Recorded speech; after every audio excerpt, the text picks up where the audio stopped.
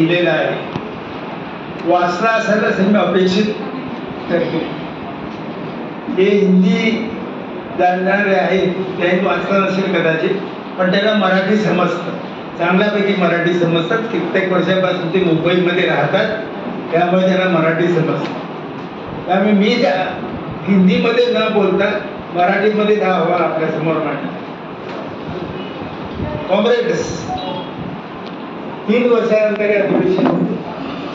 आपलं पहिलं अधिवेशन म्हणजे 8वं अधिवेशन याच विभागामध्ये पवई इथे झालं होतं, मुक्तेश्वर आश्रममध्ये झालं होतं आणि चांगल्यापैकी यशस्वी अधिवेशन ते झालं होतं. आणि 3 वर्षानंतर पुन्हाच याच विभागामध्ये संघर्षामध्ये आपण हे अधिवेशन घेत आहोत. अपेक्षा जास्त डेलिगेट्सची होती, पण अजूनही तो सिरियसनेस CITच्या कॅडरमध्ये नाही असं वाटतं. 137 डेलिगेट्स होते आपले. आता मला वाटतं 100 सुद्धा क्रॉस केलेला नाही अशी परिस्थिती. आणि काही लोक दुपारच्या नंतर सुद्धा येतील. अंगणवाडीचे, घर कामगार, आशा वर्कर्स किंवा इतर कामगार मी दुपारच्या नंतर मी आकडा पुरा होऊन जाईल 137चा. पण अधिवेशनामध्ये सुरुवातीपासून ते राहायला पाहिजे आणि शेवटपर्यंत अधिवेशनामध्ये राहून अधिवेशनाचं कामकाज बघायला पाहिजे, त्या चर्चेमध्ये भाग घ्यायला पाहिजे. तो घेतला न गेल्यामुळे नंतर येणाऱ्या डेलिगेट्सचा काय अर्थ होत नाही असं माझं एक स्पष्ट मत आहे आणि म्हणून मी तुमच्या समोरही मांडले. पण आपल्या सगळ्या मी जो अहवाल ठेवलेला आहे पदाधिकाऱ्यांचा, जनरल सेक्रेटरीने लिहिला जरी असला, सर्वांची मेहनत घेऊन तो लिहिला गेलाय. त्याचे 4 टप्पे आहेत. पहिला आंतरराष्ट्रीय, नंतर राष्ट्रीय, नंतर राज्याचा आणि नंतर ज्या मुंबई शहरामध्ये आपण काम करतोय त्या मुंबई शहराचा आणि नंतर संघटनात्मक आपली परिस्थिती काय आहे, आपल्या युनियनची काय वाढ झालेली आहे आणि आपण आपल्या प्रत्येक युनियनने कुठे कुठे काम केलेलं आहे, कसं काम केलेलं आहे याचा सविस्तर हे त्याच्यामध्ये दिलेलं आहे. आणि त्याशिवाय आपण प्रत्येक युनियनने आपल्या भातृ संघटनांना काय मदत केलेली आहे हे मी याच्यामध्ये कृती आपण मांडलेलं आहे. म्हणून आंतरराष्ट्रीय भागाकडे वळत असताना आता आंतरराष्ट्रीय भागाकडे वळणं म्हणजे ट्रम्पचं नाव घेतल्याशिवाय काय राहत आहे का? डोनाल्ड ट्रम्प अमेरिकेचे अध्यक्ष म्हणून निवडून आल्यानंतर जगामध्ये जी उलथापालथ सुरू झालेली आहे आणि ज्याप्रमाणे प्रत्येक देशामध्ये झालेली आहे त्याचा कामगार वर्गाने लेखाजोखा घेणे अत्यंत गरजेचं आहे. आज मी पेपरची हेडलाईन आपण वाचली असेल, डोनाल्ड ट्रम्प 4था आहे, त्याला नोबेल पारितोषिक मिळालं नाही. आता नोबेल पारितोषिक दिलं त्यांचं काम आहे, त्यांनी का दिलं त्यांचा प्रश्न आहे, पण त्याने सांगितलं का मलाच मिळाला पाहिजे होतं. म्हणजे ह्या तऱ्हेची हुकुमशाही आज डोनाल्ड ट्रम्प या जगावर लादण्याचा प्रयत्न करत आहे. आणि ज्यांनाही तो नोबेल प्राइज मिळालेले आहे त्याही बाब हे आहे तसं तर नाही मिळत. जी मारिया जी आहे तिथं जे हे आहे कर्तृत्व जर आपण बघितलं तर तिला नोबेल प्राइज का दिलं गेलं हे अजूनही समजू शकत नाही. पण तरी आता एकदा दिलं गेलं आहे, आपण त्याचं स्वागत करूया.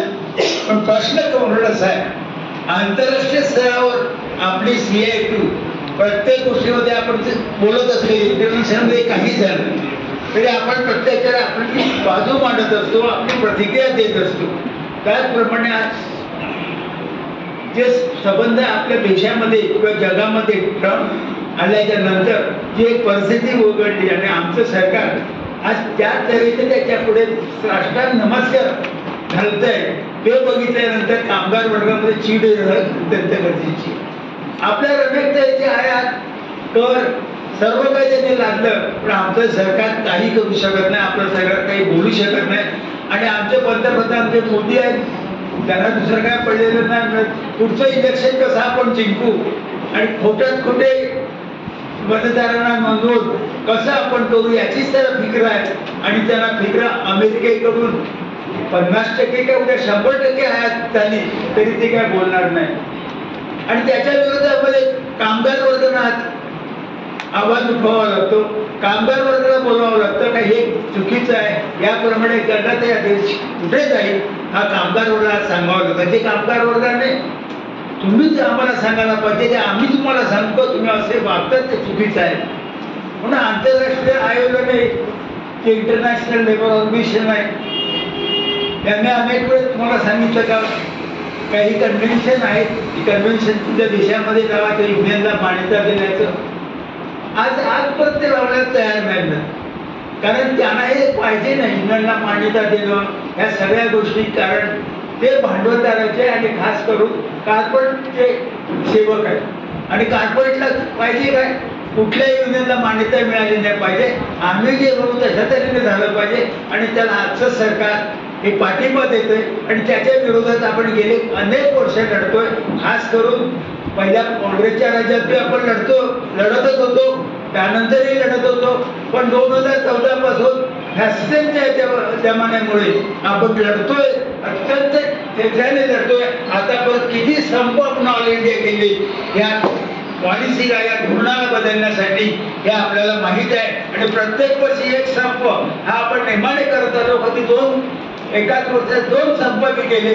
अशा परिस्थिती का या सरकारची नीती बदलावी.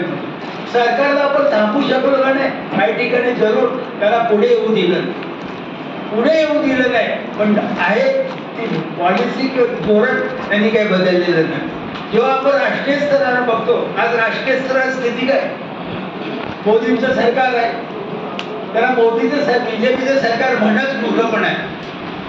कारण ते सगळे एकाच नाण्याच्या 2 बाजू आहेत. आणि आज राष्ट्रीय स्तरावर जे एकंदर परिस्थिती कामगार वर्गाची झालेली आहे, ज्या छोट्या छोट्या कारखानदारांची झालेली आहे, छोट्या छोट्या दुकानदारांची झालेली ती जर बघितल्यानंतर आपल्याला असं वाटतंय काही असे या देशामध्ये 2014 पासून राज्य करणारी ही भाजप किंवा मोदी सरकार पुढचा टप्पा गाठायचा प्रयत्न करतोय.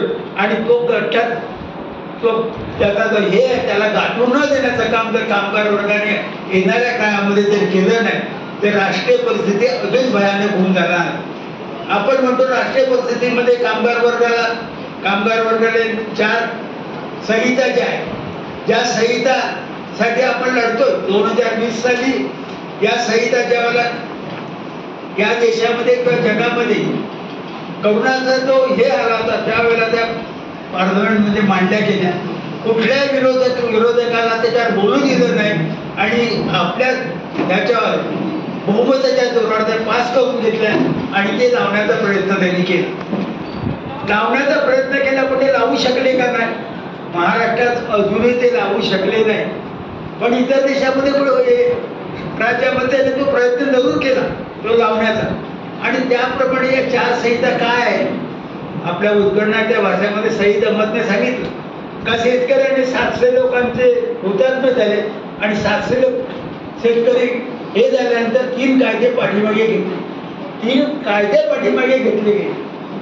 हे रेकॉर्ड झालं, पण अजूनही त्याला कमीत कमी भाव मिळाला पाहिजे, मिनिमम प्राइस मिळाली पाहिजे. त्या अजूनही ते अंमलात आणलेलं नाही. एका ठिकाणी दाखवलं गेलं का ते 3 कायदे आम्ही पाठीमागे करतोय, पण दुसऱ्या ठिकाणी कॉर्पोरेटला जमिनी कशा विकल्या जातील याचे ते आपल्या परीने त्यासाठी ते एजंट वापरतात अशी खरी परिस्थिती. आणि म्हणून 4 कायदे महाराष्ट्रामध्ये लागू झाले नाही पाहिजे, देशामध्ये नाही लागू झाले पाहिजे.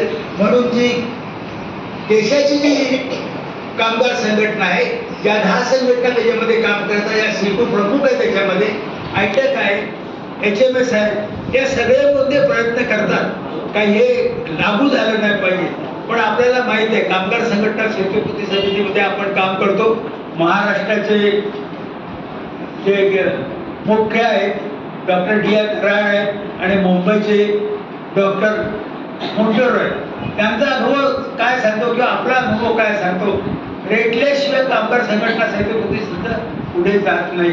आणि ते रेटण्याचं काम हे आपल्याला करावं लागतं, CITUला करावं लागतं. आणि CITUचे लिडरशिप खंबीर आहे म्हणून काही कार्यक्रम आपण महाराष्ट्रामध्ये करू शकलेलो हे आपल्याला सर्वांना माहीत. म्हणून राज्यामध्ये जी एक परिस्थिती उद्भवलेली विवाह केला राज्याच्या परिस्थितीचा. आता अतिवृष्टी झाली, किती अतिवृष्टी झाली, त्याच्यामध्ये कित्येक शेतकऱ्यांची लाखो एकर करोडो एकरची पिकं गेली. हे सगळं गेल्यानंतर काय मदत सरकार करते? त्यांना सरकार मदत काय करते ते बघितल्यानंतर आपल्याला असं वाटतं का ज्या पंजाबने 50,000 दिले इकडे, 50,000 म्हणजे बरोबर आहे तसं वाढण्याचा प्रश्न नाही, पण 50,000 दिले इकडे 7,000 आणि 5,000 दिल्याची गोष्टी करतात. आणि देवेंद्र फडणवीस सांगतात का आमचं सरकार एवढं शेतकऱ्यांना 32,630 कोटीचं पॅकेज आम्ही दिलं आणि ते पॅकेज कशा तऱ्हेचं आहे याचं विश्लेषण आता आलेलं आहे, सोशल मीडियावर आलेलं आहे, सगळ्यांनी बघितलेलं आहे. प्रत्यक्ष कामगारांना किंवा प्रत्यक्ष शेतकऱ्यांना त्याच्यामधून काय मिळणार आहे हेही आपल्याला वळणार आहे. म्हणून ह्या गोष्टीकडे कामगार वर्गाने बघण्याची अत्यंत गरज आहे. आणि खास करून शहरी कामगार, शहरी आपण राहत असता तरी आपण गावामध्ये आहोत की आपले आई वडील शेतकरी आहेत. आज ते अतिवृष्टीमध्ये त्यांची जमीन खराब झालेली आहे, कुठल्या तऱ्हेचं धान्य राहिलेलं नाही मिळत, उपाशी पडण्याची पाळी. आणि आज किमान 2 ते 3 शेतकरी आत्महत्या करतात. आणि महाराष्ट्राचा आत्महत्याचा जो आकडा आहे हा या देशामध्ये सगळ्यात मोठा आहे. आणि हे सरकार असं म्हणतं की आम्हीच सर्व हे करतोय, या गोष्टीकडे कामगार वर्गाला लक्ष देण्याची गरज आहे. आता परवा आपण डेमॉन्स्ट्रेशन केलं, ओला दुष्काळ जाहीर करा, ओला दुष्काळ जाहीर करून शेतकऱ्यांना वाजवी पैसे द्या, त्यांचं कर्ज माफ करा, हे सगळं आपण केलं. हे केल्यानंतर सुद्धा सरकारला जाग आली का त्याच्या विरोधामध्ये शेतकऱ्याच्या खांद्याला खांदा लावून मोठा लढा कामगार वर्गाला करावा लागेल, तरच राष्ट्रीय परिस्थितीमध्ये आपण काय बदल करू शकतो. महाराष्ट्राची काय स्थिती आहे हीच महाराष्ट्राची स्थिती आहे. महाराष्ट्रामध्ये सुद्धा कामगार ऊस तोडून कामगारांचा प्रश्न आहे, अनेक कामगारांचे प्रश्न आहेत. आज सरकार त्याच्याकडे कुठल्या दृष्टिकोनातून बघते? आज त्यांना एवढंच समजतंय शक्तीपीठ महामार्ग कसा होईल, कोस्टल रोड कसा होईल, अनेक मेट्रो कशी चाललेली असेल, याच्यामध्ये अजून कुठले प्रोजेक्ट येत राहतील ज्याच्यापासून कमिशन मोठ्या प्रमाणात बीजेपीला मिळेल किंवा आमदारांना खासदारांना मिळेल, अशा तऱ्हेचे प्रोजेक्ट मोठ्या प्रमाणामध्ये देशामध्ये आणण्याचं काम आज आणि खास करून महाराष्ट्रामध्ये आणण्याचं काम आज हे फडणवीस सरकार करतात. आणि कामगारांना सध्या बघा, कालच मेट्रोचं उद्घाटन झालं, 2 प्रतिक्रिया आल्या. काय प्रतिक्रिया? आता आम्ही 15 मिनिटांमध्ये सचिवालय गाठणार. आज एक प्रतिक्रिया बघितली, या मेट्रोला देण्यात काय अर्थ नाही, आपलं पाकिट खाली करावं लागणार आहे, काही एवढे पैसे त्याला द्यावे लागणार आहेत, त्यापेक्षा BSTनेच गेलेलं बरं. ह्या प्रतिक्रिया आजपासून यायला सुरुवात झाली. पण ते आपल्या प्रचाराच्या ह्याच्यावर याचा एवढ्या मोठ्या प्रमाणात प्रचार करतात मेट्रोचा किंवा सगळ्या करता प्रत्यक्ष BST या मुंबईची जी एक तऱ्हेने BST म्हणूनच सगळी जनता वापर करत होती, त्याचा परिस्थितीची काय परिस्थिती आहे याच्याकडे आज जनतेचं लक्ष नाही. किंवा कुठल्या संघटनेच्या काही लढतात त्या तात्पुरत्या आहेत, समजलं ना. हा लढाई फार मोठ्या प्रमाणात घेऊन जनतेमध्ये उतरवण्याचं काम आणि जनतेला याच्यामध्ये उतरवण्याचं काम आपण करू शकलो नाही, हा दुसरा त्याच्याबद्दल प्रश्न आहे. आपली आमची मुंबई, आमची बेस्ट याच्यामधूनही आपण प्रचार करतोय, पण आजही लोकांना ते समजत नाही का हा प्रचार हे लोक करतात ते कशासाठी करतात, का करतात आणि काय खरा प्रश्न आहे हे समजून घेण्याची तशी जनतेची काय तयारी नाही. तेही परिस्थिती कारण मुंबईच्या परिस्थितीचं सांगण्याची काय गरज नाही. मुंबईची जी आजची परिस्थिती ती काय आहे? मुंबईमध्ये कारखाने बाहेर चाललेले आहेत, हे त्याच्यामध्ये मिटरेज सिमेंट या सगळ्या गोष्टी आहेत. आणि मुंबईमध्ये असंघटित कामगार मोठ्या प्रमाणात, मग फेरीवाला असो, नाका कामगार असो, अनेक असे कामगार असो या तयार होतात. आणि त्यामुळे मुंबईमध्ये गुमास्ता घ्या, दुकानदार घ्या, छोटे छोटे रुग्णालय घ्या, हे सगळे आहेत. व त्याच्यामध्ये घुसण्याची आपण तत्परता दाखवत नाही किंवा आपण परत पोचू शकत नाही खरी वस्तुस्थिती, आणि ती पोचू शकत नाही म्हणून आपण मुंबईची सभासद संख्या बी वाढवू शकत नाही. हात टोकून देण्याची काही गरज नाही.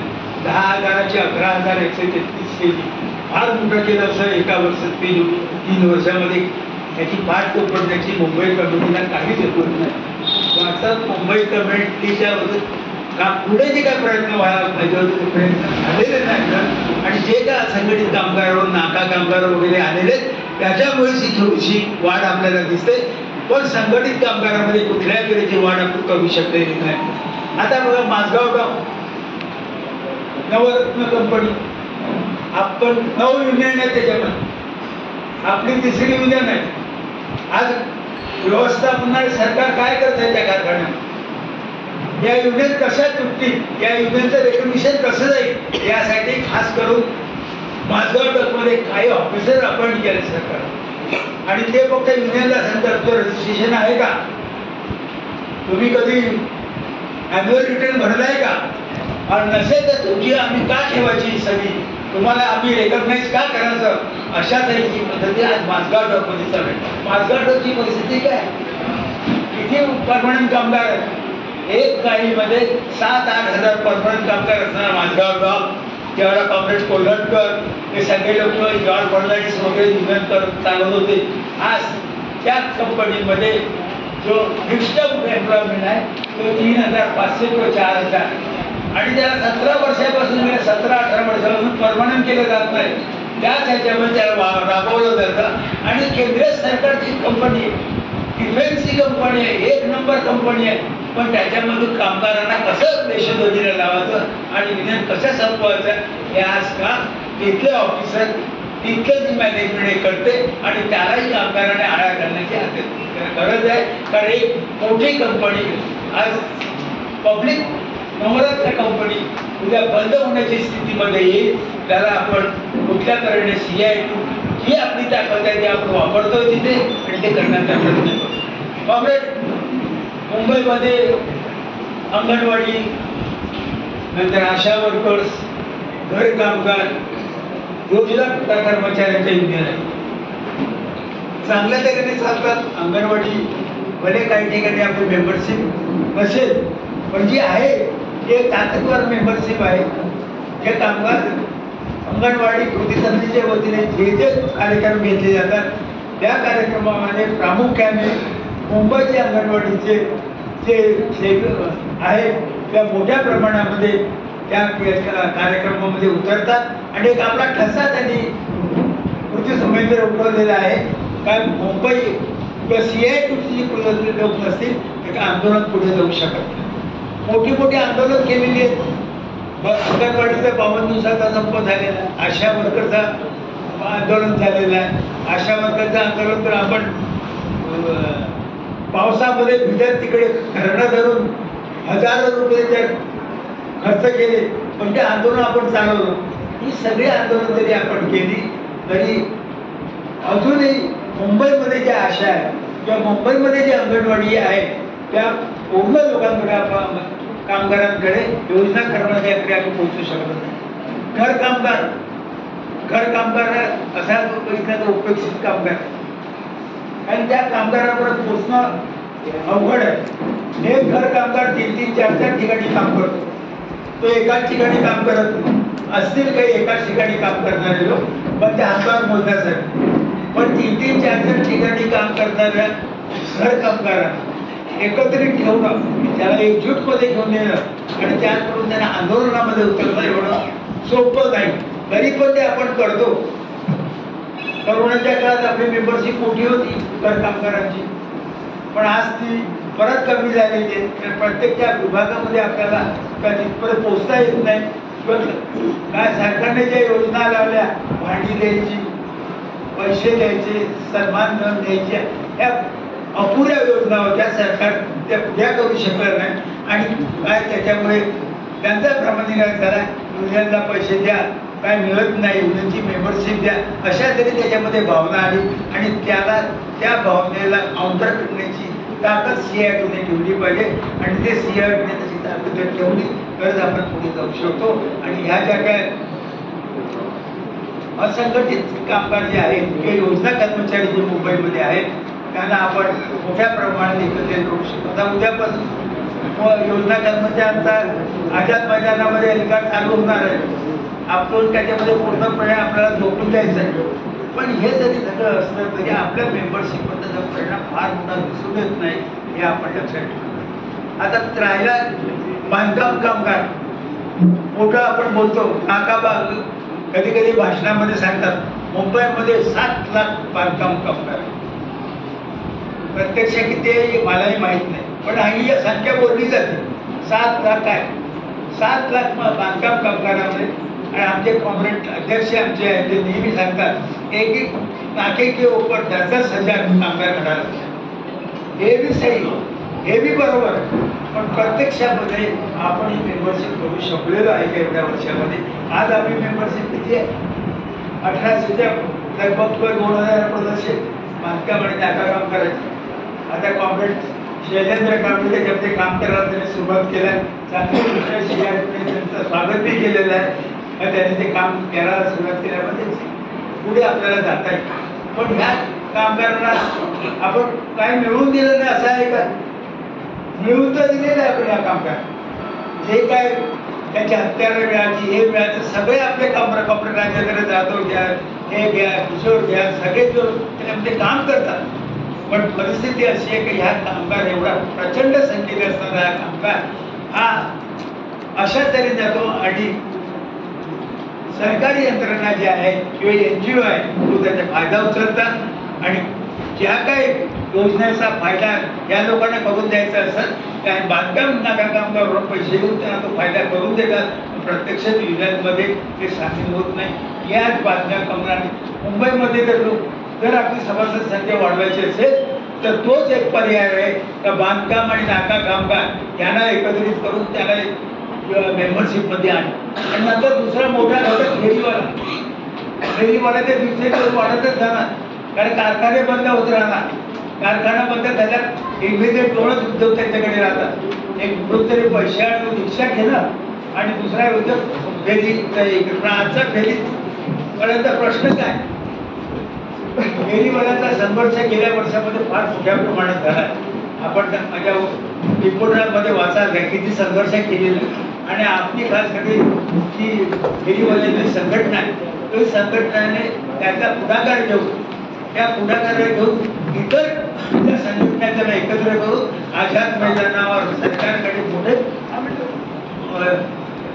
मोठ्या तऱ्हेची आंदोलन आपण करून या फेरीवाल्याला कायमची जागा मिळाली पाहिजे म्हणून करण्याचा प्रयत्न केला. फेरीवाल्याचा 2014 पासूनचा कायदा अंमलात येत नाही. फेरीवाल्यांना इलेक्शन झालं पाहिजे, त्यांची कमिटी त्याला विभागवार कमिटी झाल्या पाहिजे, त्या होत नाही. सरकार बोलते सुप्रीम कोर्टाने सांगितलं व्हायला पाहिजे, सरकारचं त्या लक्ष मिळत नाही. कारण सरकार शेवटी कुणाचं ऐकणार आहे? भांडवलदारांचा ऐकणार आहे, कॉर्पोरेटचा ऐकणार आहे, मोठ्या दुकानदारांचा ऐकणार आणि या फेरीवाल्यांना ते राहू देणार. आता भाईंदरमध्ये इलेक्शन घेतलं गेलं फेरीवाल्यांचं आणि त्या फेरीवाल्यांच्या इलेक्शन मध्ये जनवादी हॉकर सगळ्यांनी फार मोठं काम केलं. खास करून शैलेंद्र कोसकर ते संबंधाचे किशोर यांचं नाव खरोखर त्याच्यासाठी घेतो नारायण, त्यांनी मोठा प्रयत्न केला आणि कमीत कमी 2 प्रतिनिधी त्या वेंडर कमिटीवर निवडून आणले. ही आपली मोठ्या प्रमाणात फेरीवाल्यामध्ये आपण घुसलेलो आहे ते सरकारला माहीत पडलं. आणि त्यामुळे आता आपल्याकडे ते फेरीवाले ते परिषद बी आपण घेतली आणि या लोकांना एकत्र करण्याचा आपण प्रयत्न केला. कॉर्पोरेट हे सगळं आपण जरी करत असलं तरी आपल्याला निश्चितपणे बघावं लागणार आहे. फेरीवाल्यांचा प्रश्न आपण सिरियसमध्ये लढवतो, सगळं बांधकामाचा. तरी मुंबई शहरामध्ये बलाढ्य ताकद आपण उभी केल्याशिवाय इतर ज्या ट्रेड युनियन्स आहेत, मग ते HMS असो, ITAC असो, सर्वश्रमिक असो, त्या BMS असो, त्यांच्याकडे प्रचंड ताकदीची एखाद्या युनियन जर आपण उभी केली, आजही एवढ्याशा ताकदीवर आपण आपले कामगार संघटना सगळे मैदानामध्ये उतरवतात. ज्या काय परिषदा आपण राष्ट्रीय ह्याच्यामध्ये घेतल्या त्याचं फळ CITUलाच आहे. CITUनेच पुढाकार घेऊन त्या परिषदा घ्यायला लावलेल्या आहेत आणि त्यामुळे त्यांना नाईलाज आहे. कामगाराबरोबर जर राहिलं ना तर आपण काय करणार म्हणून ते येतात, आपल्याबरोबर भाषणं करतात, मोर्चाला सांगायचं आहे, थोडेसे झेंडे घेऊन येतात, पण प्रत्यक्षामध्ये त्यांचा सक्रिय सहभाग बघणं ही खरी परिस्थिती आहे मुंबईमध्ये, महाराष्ट्रामध्ये. आणि तिला जर संपवायचं असेल तर आपल्याला आपली संघटना जेवढी ताकदवर उभी करता येईल, जेवढे लढाऊ कार्यकर्ते आपल्याला उभे करता येतील. आणि आपल्याला CITUने काय सांगितलं, छप्पन से नेहमी म्हणतात लास्ट कामगार के पास आपको जाना पड़ेगा, कहाँ भी वो रहता है, वो कहाँ भी रहता है, वो कौन से एरिया में भी रहता है, आपको उधर पहुंचना पड़ेगा, सीटों का धोरण उनको बताना पड़ेगा. हे जर धोरण आपल्याला सांगायचं असेल तर आपल्याला कार्यकर्त्यांचा संच उतारणं हे अत्यंत गरजेचं आहे. एक चप्पड भांडूपकडे 15-20 कार्यकर्ते, अंधेरीकडे 15-20 कार्यकर्ते, फोर्टमध्ये 2-3-4 कार्यकर्ते, त्याने मुंबईचं CITला पुढे घेऊन जाता येणार नाही. ही सत्य परिस्थिती आहे आणि या सत्य परिस्थितीवर आपण चर्चा केली पाहिजे. आम्ही काय केलं की तुम्ही इकडे जरूर बोला, पण आपल्याला काय करायला पाहिजे होतं आणि आपण काय करू शकलो नाही याची जर चर्चा आजच्या या कॉन्फरन्समध्ये अधिवेशनामध्ये झाली तर फार अत्यंत गरजेचं. आता बेस्टचा प्रश्न आहे. बेस्टमध्ये आपली युनियन नाही, CITची युनियन नाही बेस्ट, ठीक आहे. बेस्ट संघटना जी आहे, बेस्ट कामगार संघटना आहे, ती 2-3 युनियन मिळून झालेली एक संघटना आहे. त्यामध्ये आपण भागीदार म्हणजे आपण त्याच्यामध्ये आहोत. पण आजची तिची मेंबरशिप आहे फार कमी आहे. एक जमानाचा 2-2.5 हजार तिची मेंबरशिप होती. आज मला वाटते काही शेकड्यामध्ये काही मेंबरशिपच आहे आणि ती आहे. दुसऱ्या ठिकाणी शशांकराव, तिसऱ्या ठिकाणी शिवसेना आहे, BST मध्ये अनेक संघटना त्याच्यामध्ये आणि ज्या संघटना आहेत आता शिंदेची संघटना पण त्याच्यामध्ये आहे. म्हणजे सगळ्या पॉलिटिक्स पक्षाच्या संघटना त्याच्यामध्ये आहे आणि BSTचं मुख्यत्व या त्याच्याकडून लक्ष द्यायला तयार नाही. त्यांच्या कार्यकर्त्यांना घेऊन यायचं, त्या लिडरला घेऊन यायचं, एक भाषण करायला सांगायचं आम्ही याच्यामध्ये काम करतोय. आपण आपल्याला बेस्टमध्ये काम करायचं असेल तर बेस्टमध्ये आपले स्वतंत्र विज्ञान असायला पाहिजे आणि ती उभी करू शकत नाही. ते बेस्टला आपण एकजुटीने सगळ्यांना घेऊन जाऊन पुढे जायचं हे जे आपलं तत्व हे एकदम बरोबर आहे, त्याच्यामध्ये प्रश्न नाही. पण तुमची स्वतःची जर संघटना नसेल तर एकजूट होऊ शकत नाही. कुठे एकजूट होऊ शकत नाही स्वतःची जर संघटना नसेल. पण स्वतःची संघटना उभी करणं, कामगार बेस्ट कामगार संघटनेमध्ये काम करून किंवा त्याच्यामध्ये काम करून काय होईल ते गेल्या 10 वर्षात आपण बघितलं. काही आपण अचिव्हमेंट केलेलं नाही त्याच्यामध्ये. त्याच्यानंतर आता ज्या कॉन्ट्रॅक्टचे बेसिस आले त्याच्यामध्ये आपण विज्ञान करण्याचा प्रयत्न केला. तोही का मोठ्या प्रमाणे यशस्वी झाला असं वाटत नाही. त्याच्यामध्ये काम करणारे जे कॉर्पोरेट्स आहेत ते त्यांच्यापुरती मर्यादित आहे. ते CITला दोष खूप देतात. CIT आमच्याकडे बघतच नाही. CIT येऊन त्यांना सांगायला पाहिजे तुम्ही काय करता, काय बघायला पाहिजे. हे त्यांचे नेहमी त्यांचं हा हे आहे म्हणजे त्यांची टीका आहे का CITने हे सगळं लक्ष द्यायला पाहिजे. CITने त्याला CIT जनरल सेक्रेटरीने जायला पाहिजे, अध्यक्षांनी जायला पाहिजे, सगळे त्याच्याकडे यायला पाहिजे. संघटना तुम्ही जर स्वतः उभी करणार नसाल तर अशा काही संघटना उभी राहील किंवा एखादं पत्रक CITने काढलं म्हणजे संघटना उभी राहते. ही जी तुमची समज आहे त्या समजायला कुठेतरी तुम्हाला बुरड घालावी लागेल आणि प्रत्यक्षामध्ये तुम्हाला काम करावं लागेल. बेस्टच्या म्हणजे ट्रान्सपोर्टमध्ये वाहतूकमध्ये काम करायला हा 443 मेंबरशिप आहे. कुठली आहे ती मेंबरशिप? मुंबईची नाही, त्याच्यामध्ये नागपूरचे बस चालक आहे ही मिळून 443 आहे. मुंबईची प्रत्यक्ष मेंबरशिप किती आहे? आणि गेल्या मुंबईच्या गेल्या 3 वर्षामध्ये मुंबईमध्ये आपण कुठलं काम करून त्या कामगारांना काय मिळेल याचा काय एक अहवाल तरी आपल्याकडे आहे का? या सर्व गोष्टीचे कॉम्प्लेट आपल्याला हे केलं. मी अतिवृष्टीच्या बाबतीत बोललो आणि आपल्याला आव्हान मी करतो अतिवृष्टीच्या बाबतीत का आपण आपल्या कंपनीमधून आपल्या कामगारांकडून जेवढे पैसे जमा करता येतील नाही डायरेक्ट आपल्याला जमा करायला पाहिजे, विज्ञानकडे भरायला पाहिजे आणि जेवढी मदत आपल्याला शेतकऱ्याला करता येईल तेवढी आपण करता येईल केली. पण त्याच्यानंतर ह्या अहवालामध्ये मी प्रत्येक गुन्ह्याचा आढावा घेतले, प्रत्येक गुन्ह्याचा आढावा घेतलाय. मुंबई सर्व्हिस संघामध्ये काय परिस्थिती आहे, बांधकाममध्ये काय आहे, फेरीवाल्यांचं काय आहे, मुंबई फेरीवाल्याची परिस्थिती काय आहे, मॉकर्सची परिस्थिती काय, त्याने काय काय कार्यक्रम केले, आशांत काय आहे, हे सगळं मी याच्यामध्ये मांडलं आहे. सविस्तर मी तुमच्यासमोर ठेवणार नाही. तुम्हाला ते वाचायला पाहिजे. त्याच्यामध्ये काय बदल घडवून आणायचे असतील किंवा आमचं एवढं तुम्ही निश्चित समजा आमचा हा कार्यक्रम आला नाही याच्यात मी माफी मागतो कार्यक्रम आला नसेल तर. कारण त्या सगळे कामगार कार्यक्रम व्हॉट्सअपवर बघून जे जमा करतो त्याच्यापेक्षा तर आपल्याला एक सवय लागली का आपला कार्यक्रम झाला त्याची एक नोट मुंबई कमिटीला पाठवून देणं आणि मुंबई कमिटीचे रेकॉर्डमध्ये ठेवून कार्यक्रमाच्या वेळेला